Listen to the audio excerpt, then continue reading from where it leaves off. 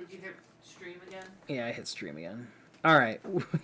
A little slight... I caught it this time when I accidentally started streaming rather than recording automatically. Anyway, welcome back to A Journey to King's Cross, a Harry Potter book podcast. And we are now at Chapter 9, A Grim Defeat. And the artwork for this chapter in particular is adorable. Poor Sirius. Oh, fuck. Look at Pat. He's just a baby. He's just a baby. Which, by the way, my voice sounds like crap right now because I'm dealing with allergic laryngitis. Yay, spring.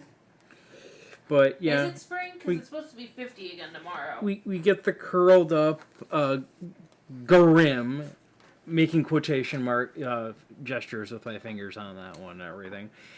And all I could think to myself is, Sirius is a freaking champ, man. Being up a top area in a freaking like lightning and thunderstorm, basically, to watch his nephew play Quidditch Godson? and everything. Godson. Yeah. You said nephew. I mean, he's technically more of an uncle than Vernon ever was. That's like comparing fish and rocks, man. Okay, listen. You're not wrong. All of our best friends are our kids, aunts, and uncles. So that's probably where we... Well, yeah, because you're not Catholic. They don't have godparents. Yeah, I'm not Catholic. Huh? I'm not Catholic. But we do get the wonderful opening scene and everything of the aftermath of the previous chapter, where one of the students makes the offhand comment, it's really great that he didn't, that he did this tonight of all nights and everything. And I'm like, I don't think that was a coincidence. I think he intentionally waited out, it being, Halloween to try and do a jump in there. Because he's like, there's no way anybody'd be in there. I'd have full access to the Gryffindor Tower. Miss the feast. Yeah. I mean, it's not like some idiot decided to go to a Death Day party last year or anything along those lines. Right. But, of course, Percy's got to look all important and everything. Ironically enough, we don't get a mention of who the head girl is. Only Percy is head boy. It's probably his girlfriend. I feel like if it was Penelope, they would have mentioned something along those lines. Yeah, you're right. That's too important. He broke up with Penelope because she didn't make head girl. I think they're mentioned to still be together and everything in this book and everything, but I don't know if she gets mentioned afterwards, after this point. Oh yeah, because she does get mentioned because supposedly Ron dipped her picture in tea and it made her nose go all splotchy. I know there's at least a mention after he gets the firebolt and everything, because they were making a comment about the next match, because he's bets again? Yeah, and he's like, you need to win, Harry. I don't have that amount of money. And I'm just sort of like, I wouldn't be surprised if she broke up with his ass, considering he's a bad gambler. This is why underage gambling is not allowed. That's why gambling is kind of illegal for in Gambling general. is usually sanctioned, and you usually put up your money up front. You have a booker who takes the money. Yeah. But... Bookie. My bad. Bookie, not booker. I couldn't imagine making a bet like this for a amount of money I don't have with my girlfriend, of all people. Yeah. That's the kind of thing you're like, I bet 20 kisses. Yeah. I mean, that makes a little bit more sense at the very least, because at least one way or the other, I'm getting them damn kisses. And I don't have to worry about her not paying me back on that. I bet homemade chocolate. Shit like that, Fun things. I do love the little running... Non-monetary things. I do love the running gag with, nobody actually reading Hogwarts of history, basically. And Hermione's like, nobody read this book! No, because we're not you, Hermione. They did read the book last year. Nobody retained it. Clearly. That's because they skimmed it looking for information about the Chamber of Secrets. We also get Sir Cadogan in an official capacity. What do you mean? He showed up earlier. In an official capacity. You mean a professional capacity? Whatever. He's working now. He's a working portrait. A very annoying one, since I don't think Harry ever disrespected the fat lady so much as telling her to shut up. I mean, look, man, he opens the door, he closes the door. He opens the door, he closes the door. Why should she even stay open? Or stay shut? Why did I even bother opening? What was that? Her phone disconnected from the stereo. I just wanted to make sure it wasn't something with our recording stuff. I broke the recording. My bad, guys. How dare you? Quick, hit the subscribe button to fix it. I have to admit, though, I do like the fact that, like, you know, Percy's like, alrighty, everybody, quiet down, time to go to bed, no talking. And I'm like, this is the only time multiple different houses are all sleeping in the same location. I'm sorry, you can't Percy. Tell me. Have you never had a sleepover? No, he's We poor. don't go to sleep at 9. We stay up till 3 a.m. Considering Harry basically does anyway, it didn't really make too much of a difference telling him to be quiet. Though, it is kind of funny that, like, this is, like, the first time, and for large part, the only time the trio actually sleeping basically in the same room until the final book. Yeah. So, I get the distinct impression, though, that it's a good thing Girls they are and separated. boys can sleep next to each other at the sleepover. Shame. You're not allowed to go to a sleepover if it's co-ed. I mean, there's got to be some parent that allows it, or else it wouldn't be a thing. My parents would never. It doesn't even matter if you say that they're gay. In fact, that would be more reason not to let them come over. The gayness might rub off. Is that what? Joke's on them. It was only a partial take. Yeah. I mean, girls are much prettier than guys, to be honest. No Better arguments kissers, too. there. How many guys have you kissed, Mitch? I mean, there's enough gay people in the world that apparently there's some... That didn't answer the question. Yeah. That completely circumvented the question. Yeah, it did, didn't it? Mitch, how many guys have you kissed? That's none of your business. I'm not one to kiss and tell. Brandy, what the hell? He won't even tell me. What happens in the car stays in the car? Yeah. No, it wasn't him. I didn't say it was him. That's your stance on any guy in the car. Oh my Cameron's god, the he only makes out guy- with every guy who comes in the car. I heard what I said after I said it. I didn't mean it that way. Mm-hmm. I mean, you seem awfully... This is getting more debauched than I thought. You seem awfully interested in these sorts of things, especially on a Harry Potter podcast. We're trying to be wholesome here. That's a lie. We have what this you're talking designed... We have the button specifically designated. This is for adults only. Ding, ding, ding. Honestly, at this point, I could just sit back and just keep staring at you, Kimmy, and just watch you dig your hole a little deeper. Anyway, we do have the comment with Professor McGonagall making, being concerned about his safety and everything, and we have her concerns about Harry's safety matched up with her desire to finally get that damn cup out of Severus Snape's frickin' And which office. one wins? The concern for Harry. Until Harry's like, excuse me. We gotta keep him doing. We gotta have Madam Hooch, do something in this damn story. It's wild to me that of all of the teachers and everything, she shows up for like an important part in the very first book, and then almost barely gets mentioned for the rest of the series.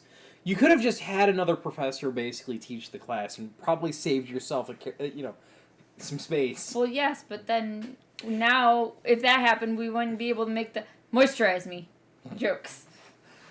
Let's be perfectly honest. I could totally see Professor McGonagall being the teacher for Gryffindor, if only for the reason of the idea of getting Snape on a broom more frequently. Because the only time we ever hear about him on a broom is in Book 1, when he was refereeing for one of the Quidditch matches. Oh yeah. Which is wild that he did that, of all things. Snape is the stand-in for everything because it makes their lives hell.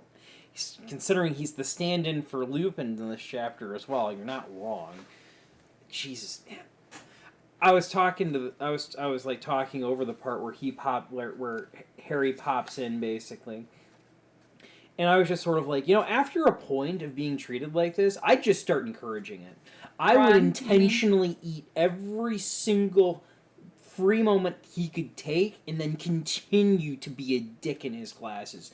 Be like, you have given me enough detention to fill up the rest of my tenure here at Hogwarts and everything, and I will not stop badgering your ass because you are such a dick that it is no longer about whether or not I have any free time for the rest of my school days and stuff along those lines. It's about sending a message and making your life just as miserable as everybody else's. Like, I would be getting every single other student in my house and stuff along those lines together and be like, we need to put a stop to this. We need some sort of freaking protest. And if it means every single one of us in this school gets detention in order to achieve this, so be it. And I get the feeling the twins would be on board for this. Be like, yeah, this bastard's had it too good for the twins too good for too long. Would. Considering you see how they act in book 5, they absolutely would. Oh yeah. They would have the most fun getting detention. Oh man. I would I would just eat this guy's time up, and like she can come in and talk to me and be like, no, you don't understand. He is a horrible person. He treats everyone like shit and stuff along those lines. I will continue to get detention until his powers reined in as a staff member. Severus. Yes, Professor. Why do all the students in the school, except for the Slytherins, have detention? I don't know what you mean, sir. Severus.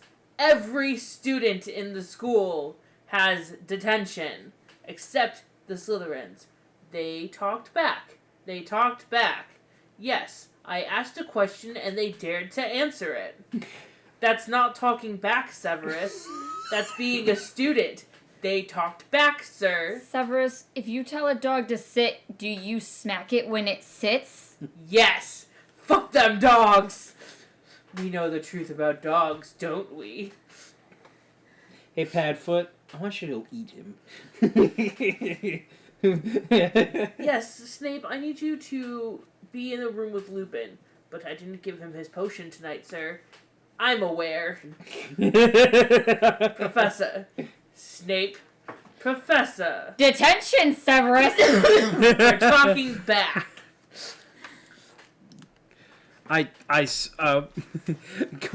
Backpedaling a little bit and everything, we get the first mention of Cedric Diggory, minor character in the series overall, very little relevance to the plot, but it is nice to actually see him popping up a little bit earlier before his big appearance in book 4 and everything. I like how the girls all start giggling and everything, and like the guys get a little affronted. It's like, wait, seriously? This is the good looking. This is the guy I like. What? Come on, guys. He sparkles. Girls like sparkles.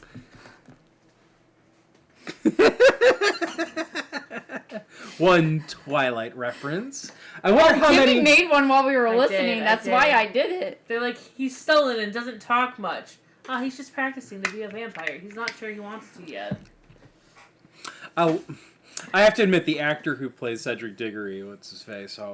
Robert Pattinson. Robert Pattinson. When he talks about his time playing, He hated it being Edward. oh, he did, and I love how he played the character and everything. I'm pretty sure most of the cast hated being in Twilight.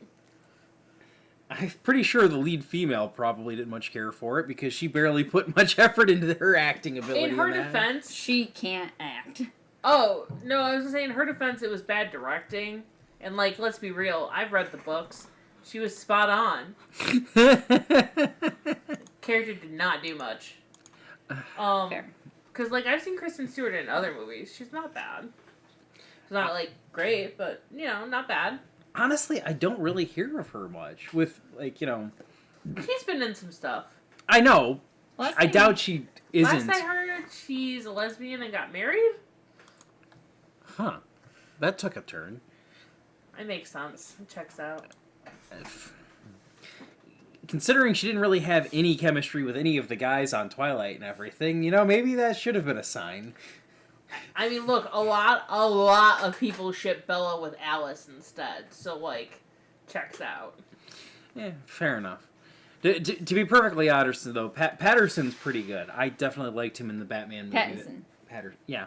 He did a good job in the Batman movie. And I remember when that came up and everything, I was one of the few people defending him and everything. I was just sort of like, Look, we've gone through this before with Heath Ledger. Everybody hated Heath Ledger and stuff. They didn't want him to play the Joker and stuff along those lines. He knocked it out of the frickin' park. They did the same thing with the first Batman.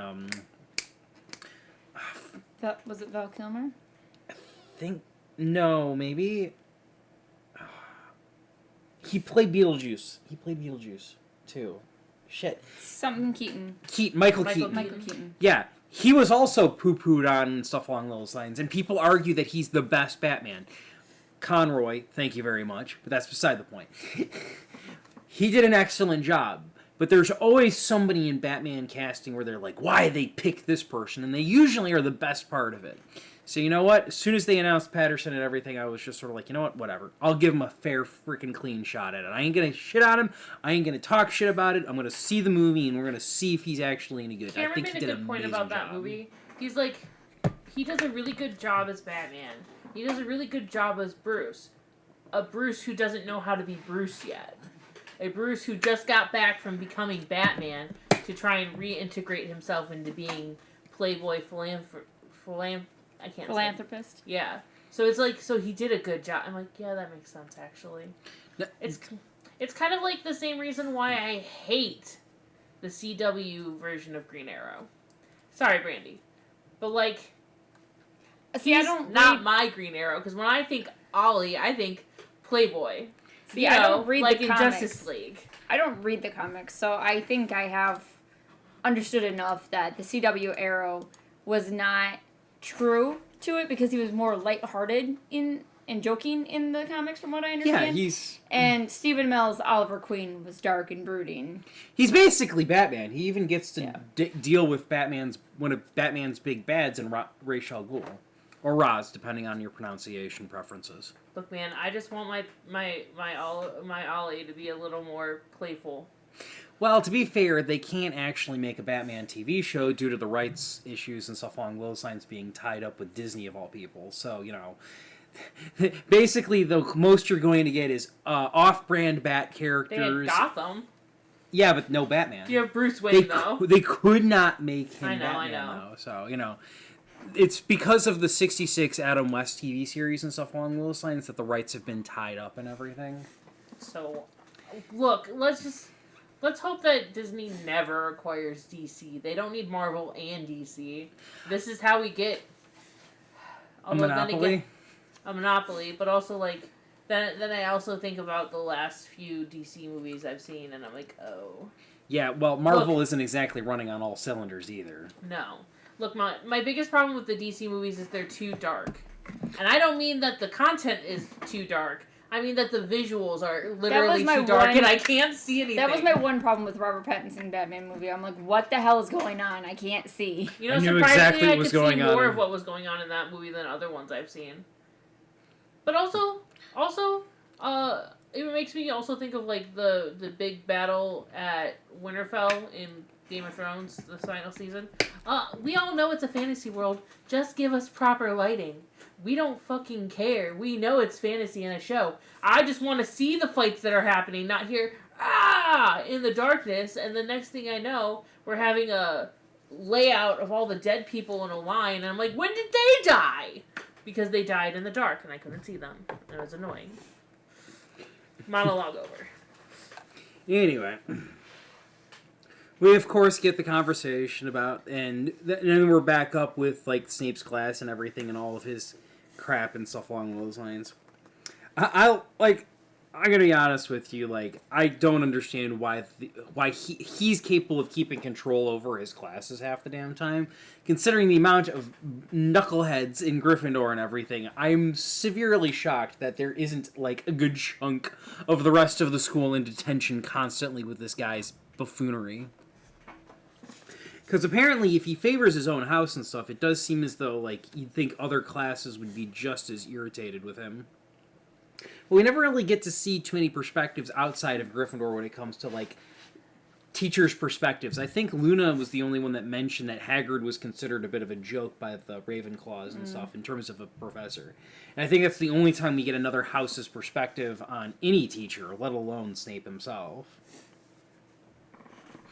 It's kind of one of those weird things where if you think about it, it'd be like, Like, maybe Snape is, like, perfectly nice to the other houses and stuff along those lines. Like, Maybe he Hufflepuff just and has Raven. a bone to pick with Gryffindor because of James. Yeah, just him specifically. He's the reason everybody has to suffer in Gryffindor house. I hated James Potter, so therefore I hate all the Gryffindors.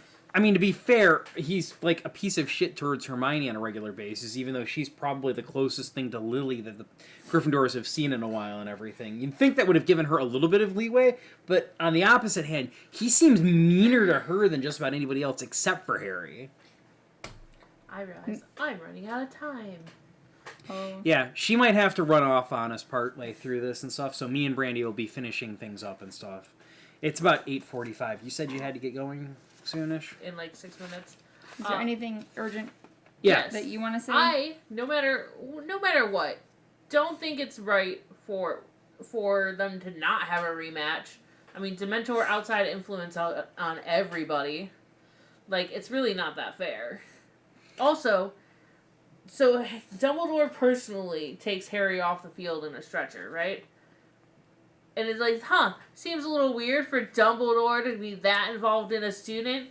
Because no, he's thinking, oh god, my contingency plan. Oh no, I need to make sure he's not dead. And it's pretty fucked up. It's a sad thought. We have another attempt by Crookshanks trying to get Scabbers again and stuff along those lines, and we made a couple of comments about Cat not necessarily wanting a mouse, but getting herself a rat. Yeah, because rats have more meat, and also that rat specifically is a dick. Yep. Couldn't agree more. One of my other favorite lines is Wood's still in the shower. We think he's trying to drown himself. Oh, we also missed the line earlier when Harry woke up at 4 a.m, sees Crookshanks, and says, "Shoo, there are other mice in the castle. Go eat them." I want a mouse. He wants a rat. We just went over that. Well, dang it. That's what I get for not paying attention. Like, literally, like, a minute ago. Word for word, almost, too. Edit that out. No, we're keeping that in just for dang. fun. There was the moment where you made a comment while we were going through this when you said that, like, when Hermione pops up and puts the little Invinerate spell on his glasses. Impervious. You were like, this should be standard. And I'm like, it really should be. It really should be. You're like, on their cloaks, on their everything, on their glasses. Everyone should be wearing goggles that have impervious. You would think the uniforms were specifically designed to be able to tolerate this weather. If Quidditch is like most football games and stuff, where if the freaking stadium's open, we're playing in almost everything except for electricity.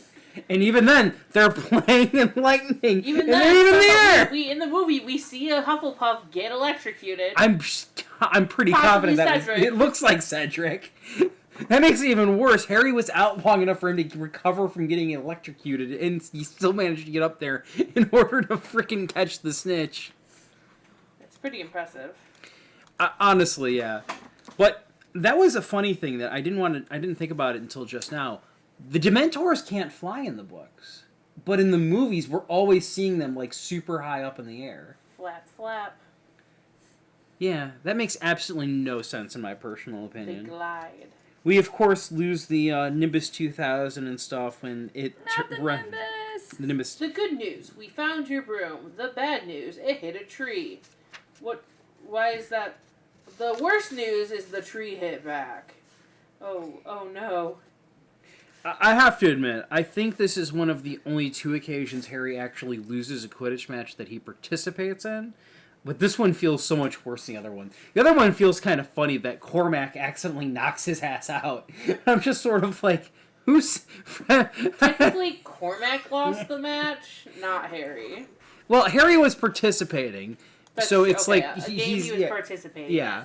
Ironically, yeah, I have to admit, though, the fact that Cormac never gets mentioned again feels like the Quidditch team probably buried his body out back somewhere.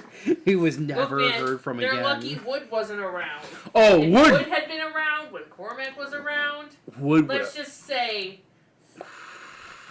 he may not be the first student to go to jail for murdering other students. Oh, God. Wood would have killed his ass, especially with how much he liked Harry.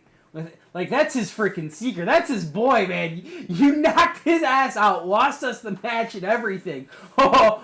Dude, Wood wouldn't have even waited for the ending.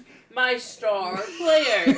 Wood would not have. Prepare to die. Wood wouldn't even waited for the frickin' whistle. They would have had an open season on his goalpost because Cormac was getting his ass hunted down and beaten. Listen, if that scene happened, Wood would have grabbed one of the twins' bats and stuff along those lines, and the next thing Cormac would have seen was Wood coming at him swinging.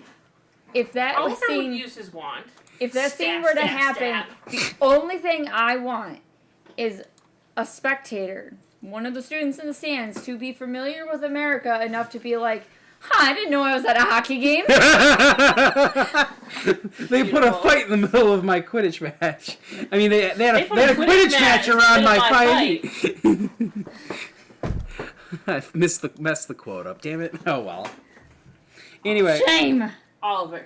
Stab, stab, stab, stab, stab. You used your wand on another student? Yes. But I didn't use magic. I didn't use magic. I didn't use magic.